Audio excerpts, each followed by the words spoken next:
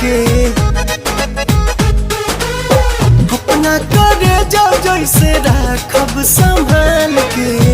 दे दो ना दिल ओढ़नी से निकाल के, दे दो ना दिल ओढ़नी से निकाल के।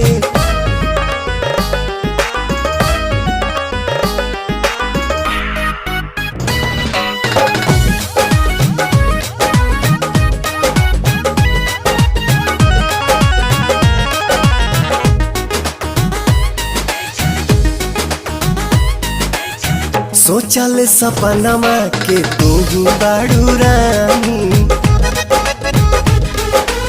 सोचल सपनमा के तू ही बाड़ू रानी।